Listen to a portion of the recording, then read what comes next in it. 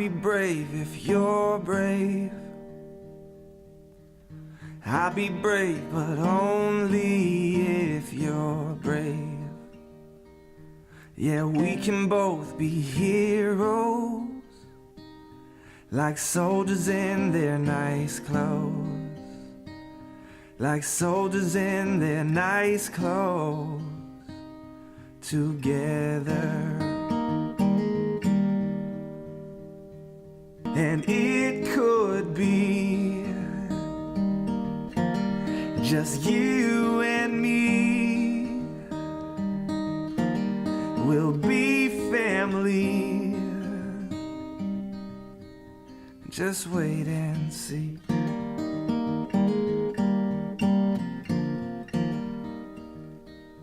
So I will fight if you'll fight. Yeah, I will fight, but only if you'll fight. Oh, we can make it through this, like sailors in a tempest, like sailors in a tempest, together. And it could be just you and me. We'll be family. Just wait and see. So I'll be brave if you're brave. I'll be brave, but only if you're brave. So welcome, everybody. It's so great to see you all here tonight, especially considering the weather that you all traversed to get here. I'm so grateful. So we have an amazing panel tonight. And, you know, as Danielle said, you know, we believe that patients are the answer to survival, from the beginning all the way through the end. We need to hear from you. You need what you're experiencing. And we need to be able to pass that on as well as, you know, to other entities that are working on clinical trials and working on, you know, programs for you, for your survival. We've recently, and Amy's going to tell you a little bit more about this in a little while, but we've recently been working on clinical trials for patients. Patients are helping design the protocols. They're helping to design trials for just their needs by their genomic marker, not just in general, but by their genomic marker. So we have an illustrious panel here tonight. Don Stranathan, who's been here before, but have you been on a panel before here? Last year, actually. Okay. A year ago today. Okay. Don has kind of a very different experience with his lung cancer that he'll share. And we have Terry Kennedy, who is an EGFR patient. We've got Andy Trahan, who is an ALK patient. And I'm sure you all know Janet Freeman-Daly because she has also been here before, and she is a Ross Wonder. We also have Lisa Goldman over here, a Ross Wonder, but she doesn't like to sit up here. Right. But we may get her up here before the night is over. And we have our illustrious Amy Moore, who is our medical officer for the Adario Lung Cancer Foundation. So we'll start with you, Don. Where in your diagnosis did you hear about genomic profiling, which you already just said? And did you have testing prior to treatment or after? When did you begin to understand the importance of being tested? Well, and I heard about comprehensive genomic sequencing from Bonnie, and that was November 2015. I understood the importance of testing immediately after I was diagnosed, and so I actually went back to the facility I was being treated at and asked if I could have that tissue tested. But the tissue there wasn't enough tissue on one biopsy, and they couldn't find the other one. So I just resolved myself to wait and see. When I did have progression, I knew testing was the first thing I wanted. And I understood also that cancer can mutate when it's being exposed to a treatment. So I thought, you know, I'd want a new testing anyway. So, but the comprehensive sequencing was, my first one was in November of 2015. Since then, I've had like 6 different sequencing test, either blood, liquid, or tissue. Thank you. Terry, do you want me to read the question again, or are you okay? I think I got it. Okay, go. I was very fortunate because when I was diagnosed, I knew nothing about genomic testing or what the importance of it was. And the doctor that did my biopsy said, you know, we're sending it to Foundation One, and my oncologist told me about it. And I'm like, okay. So that, again, very fortunate. So right at the time of diagnosis, I had genomic testing done.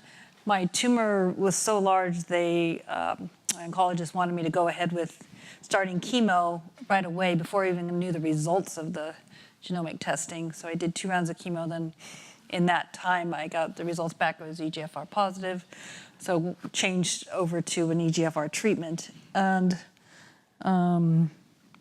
since then, I've been tested many a times, both blood and tissue, as things have progressed and changed. And now I know the value of it.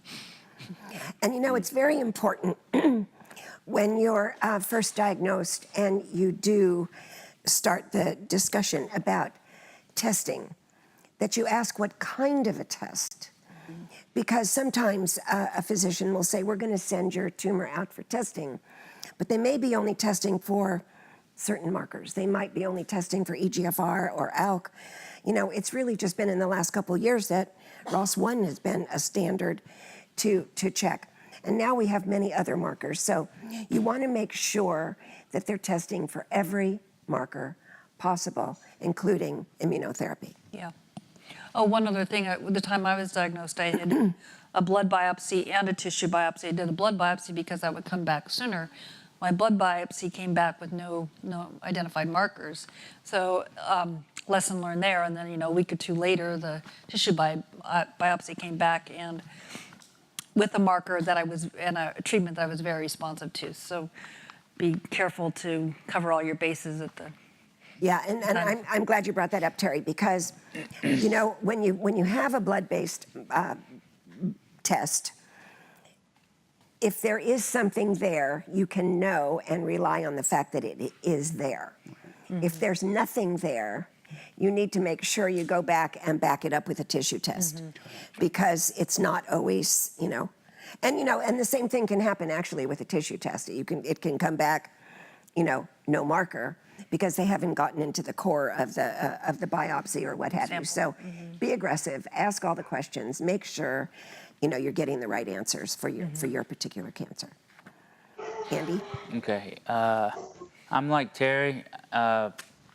I was diagnosed and I knew nothing about the markers, but my doctor did. And so he sent it off to just 100 miles down the road, and we got the results back really quick. It wasn't the full panel, but ALK was one of the things that he tested for. So it came back, and then I was on crizotinib. That was the very first thing I took. I didn't even have any chemo before. And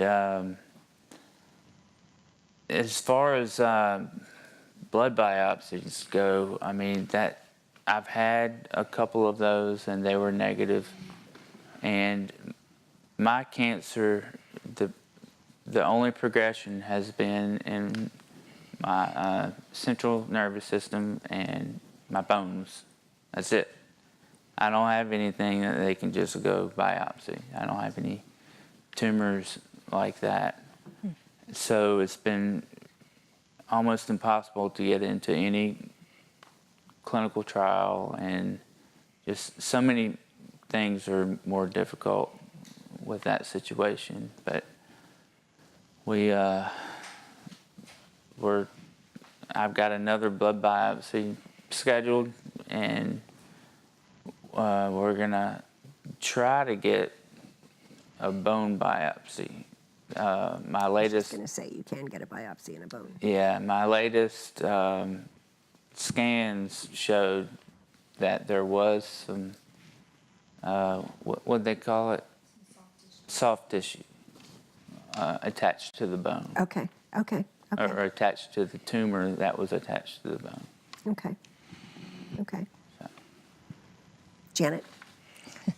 So my situation's a little different. At the time I was diagnosed, EGFR testing had become standard of care, and I was at Virginia Mason Hospital in Seattle, which it does a really good job, but they only know what's in the standard of care. So they tested for EGFR. And being a research geek, I had gone and found out about ALK testing, and I asked about that, and they hadn't planned to do it, but they did send it at my request. And they were both negative. So I had been doing more reading online with other patients, and at that time, they were just starting to try and look at other mutations that were available. There was a study called the Lung Cancer Mutation Consortium, and they were testing a 10-gene panel and trying to find how frequently these different mutations came up, and then also that was helping them guide people into clinical trials.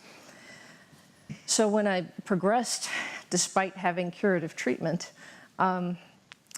I had a whole lot of tissue, fortunately, because they'd taken out a couple of lymph nodes. And I called to ask if I could be part of that trial, and they just finished up their funding. But the University of Colorado, despite the fact I couldn't fly out there because I had this big hollow tumor, they were worried something would happen, allowed me to enroll in the trial, and then they found a way to cover the funding through their testing lab, and they did the 10-gene panel. And I came up negative for everything, so I went on for more testing, for more treatment. But research continues, and they keep finding new markers. So I had heard from another patient online who was at Massachusetts General Hospital in a clinical trial for a new gene. It was so new, it hadn't been published, so he couldn't even tell me the name of it. But he says, "You really ought to get tested for this." It's like, right. How do I do that? Then I found they published the paper January 2012, which was about 6 months after I got diagnosed, and named it ROS1. And he said, well, it tends to show up in patients like you that are relatively young, thank you, adenocarcinoma, negative for the other mutations. You might check it out. So I went to my Seattle doctor and said, I want to get tested for ROS1. And he says, what's ROS1? And I gave him the paper. And there was no way to get tested for it. The only place testing was at Massachusetts General Hospital, and you had to be their patient. So, I just kind of sat on that for a while. And then when I had finished my second treatment, or my second line of treatment, and they did the scans and found out that I'd again progressed, I had already planned to go out and visit my nephew. And then while I was visiting him, I said, gee, I'm in Denver. The University of Colorado is in Denver. And I sent an email to the head of the study to say, can I come over and say thank you for letting me be in this study? Because they didn't have to since I couldn't travel there. And they said, Dr. Bum will come meet with you in the lobby tomorrow morning. So I gave him permission to test. And the next week we did a bronchoscopy, but we couldn't get any more information. And the next day I get an email from Dr. Bunn saying, you have an amazing ROS1 rearrangement. We have room in a clinical trial. And my pulmonologists in Seattle took it to the tumor board that night, and they couldn't conclude what it was for sure. So we had to wait for a month to see if anything grew before I could do anything about the clinical trial. Wow. And one nodule that was too small, the biopsy didn't do anything, but the other one grew by 50% in 4 weeks. And they said, go for the trial. It's either that or be on chemo for the rest of your life. I said, we're doing the trial. And my very first scan, everything was gone. So I've responded really well to crizotinib, and I'm still on it. Thank you, Janet. That's a great story. I prepared all these questions, but I forgot to put one in here. Did you want to get Yeah, Jeff. Well, he didn't really have a, Do you have anything to add to that, Jeff? My story is a little bit different. I didn't have a marker that they could target, but it was immunotherapy. So mine was, originally it was PD-L1. I had a high expression, so that's why I got on the trial for it. Come to find out, though, and I do work closely with Foundation Medicine now, there's also a high mutational burden. So I did not have any targetable mutations. But I had, I forget what it was, 17 or so mutations, which I remember the conversation at first was kind of disappointment of, I'm sorry, we don't have anything, and there's a lot, so it's really kind of odd. now come to find out that it's why I've done as well as I have on immunotherapy, and it's still the same type of marker as it is. It's just not a direct mutation. Yeah. Thank you for sharing that. That's so true and so important. For everybody on the panel, real quickly, because I've got more questions, and then we want to get to some trials. When did it dawn on you to get a second opinion? And did you ever get a second opinion? Let's start with Terry. Oh, goodness. I think it dawned on me in the beginning, just because I'm the type that wants the more knowledge, more analysis. That's kind of my background. Let's see, I saw a second opinion, UCSF, Stanford pretty quickly, but more importantly, I think I was once I had progression and needed to decide on new treatment options was one more, I was really active at seeking out second opinions and what other people were doing. Andy? We got a second opinion because we didn't like our oncologist in his bedside manner. And so we left that appointment. My dad started looking all over, and he found Ross Camage in Denver, and we hightailed it over to him, and we still communicate with him and talk to him about my scans today. And do you think that second opinion changed the therapies you were to go on from that point on?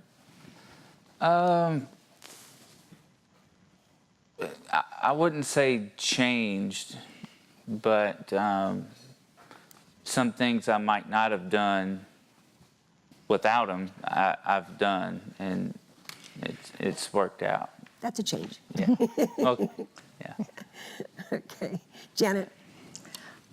Since I was deemed curable and there was a standard of care for that, and I was at like the best hospital with a safety record and a great doctor in Seattle, I honestly didn't go after a second opinion. It wasn't until I was stage 4 and I realized nobody knows how to fix me that then I started looking into second opinions. Okay. And by getting connected to the University of Colorado, I found Ross Camage. So now, Amy, you've got to kind of talk about the ROS1 study we're doing and the EGFR study and you know what we're working on for ALCS as well.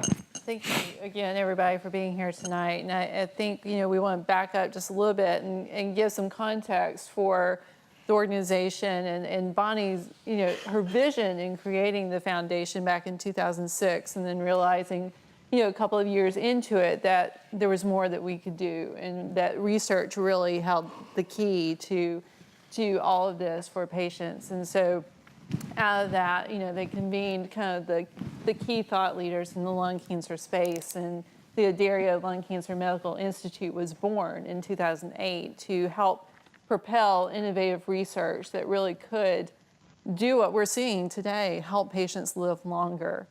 And then as Bonnie's, you know, visibility in the lung cancer community grew, she was approached by patients who were young dealing with lung cancer. And, you know, this was something that for doctors was an anomaly. You know, we shouldn't see 20-year-olds walking in the door with lung cancer, and they went through this, you know, doctor to doctor kind of bouncing around, being misdiagnosed, mistreated, because who suspects that an otherwise healthy young person might have lung cancer? So we started digging into that, looking at what are the genomics of young lung cancer, and found that these patients, typically under the age of 40, who are healthy, maybe, you know, have you know, background as an athlete or a marathon runner, that they had a higher rate of actionable driver mutations than the general public. So there was something uniquely different about lung cancer in these young patients. And so from that, we're beginning to query what are the reasons for that? Why would this happen in these young patients? And can we identify the exposures or the risks that may be accounting for this kind of uniquely different lung cancer in young people? And then as Bonnie's, you know, visibility in the lung cancer community grew, she was approached by patients who were young dealing with lung cancer. And, you know, this was something that for doctors was an anomaly. You know, we shouldn't see 20-year-olds walking in the door with lung cancer, and they went through this, you know, doctor to doctor kind of bouncing around, being misdiagnosed, mistreated, because who suspects that an otherwise healthy young person might have lung cancer? So we started digging into that, looking at what are the genomics of young lung cancer, and found that these patients, typically under the age of 40, who are healthy, maybe, you know, have you know, background as an athlete or a marathon runner, that they had a higher rate of actionable driver mutations than the general public. So there was something uniquely different about lung cancer in these young patients. And so from that, we're beginning to query what are the reasons for that? Why would this happen in these young patients? And can we identify the exposures or the risks that may be accounting for this kind of uniquely different lung cancer in young people? And so as word of that kind of got out in the lung cancer community, then the Ross Wonders heard about you know, the work we were doing in the young lung cancer space. So they approached Bonnie and they said, help us. You know, we want to do research. We need to figure out what's going on with ROS1 cancer. You know, lung cancer wasn't just one big pie anymore. We were beginning to understand that there were these driver mutations, but they still accounted for, you know, 1-2%, you know, just a small fraction of that entire picture. So Ross Wonders came to us, and we worked closely with them to help them figure out where were the needs and the opportunities and the gaps in that space, working with Janet, working with Lisa to say, what can we do?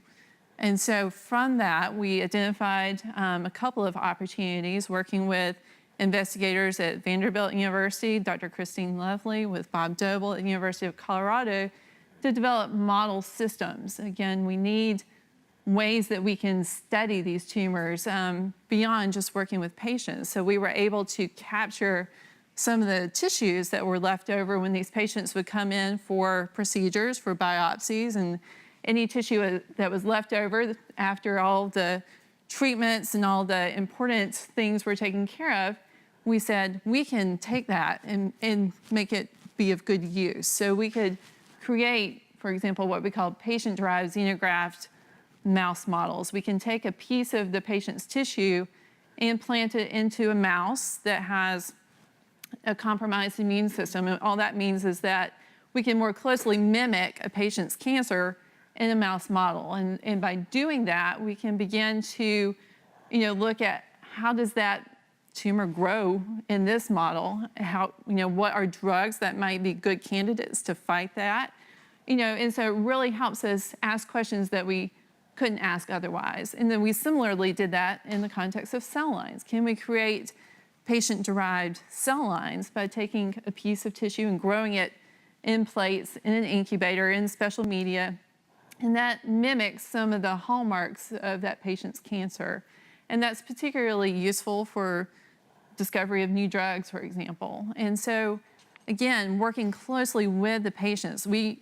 This organization was created as a family foundation, and we don't take that lightly. You know, this room is a family, and, you know, we have earned your trust, we value that, and we view you as, what would I want for my sister, my mom, my dad? And so every decision I think that we think about comes back to what Bonnie said at the beginning, is it good for the patient?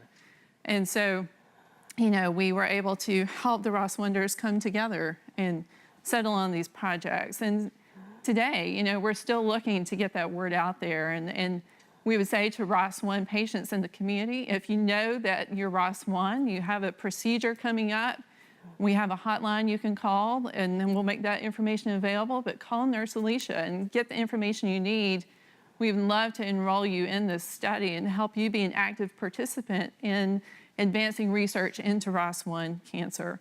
Similarly, for the EGFR patients, we were approached by them, as Terry explained not too long ago, and we did a similar process where we engaged with the key thought leaders in this lung cancer space, linked up with Dr. Paziane at Dana-Farber Cancer Institute, and with both of these studies, with ROS1 and EGFR, we're working with a company called Champions Oncology. And again, a determination was made that we need better and more models to advance research into EGFR cancer. Again, their approach was we need PDX mouse models, and there were specific mutations among EGFR patients that Dr. Yane was interested. So patients with, example, the T790M mutation that have progressed after treatment on osimertinib, the L858R mutation, exon 19 deletion, as well as patients with HER2 or exon 20 insertion mutations for which there aren't really any good TKI options out there. So again, we're trying to collect patients' samples for these specific EGFR patients. Again, we have a hotline you can call if you're interested in learning more about that study or might be a participant for that. So, we'll make that information available. So all of this is really reflective of the power of an advocacy organization coming together with patients who are committed advocates for research and linking up with the top investigators in the field to ask, what are the gaps? How can we address those gaps? And then through the infrastructure of the Adair Lung Cancer Medical Institute, we can rapidly execute on these innovative studies. We can do these clinical trials that nobody else is doing. We have the infrastructure to deliver on those in a timely way.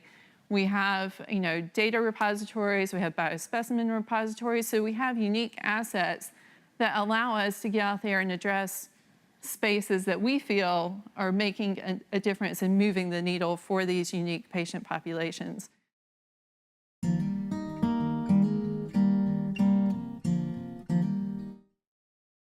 Oh, I'll be brave if you're brave. I'll be brave, but only if you're brave. Yeah, we can both be heroes, like soldiers in their nice clothes, like soldiers in their nice clothes, together. And it could be just you and me. We'll be family. Just wait and see.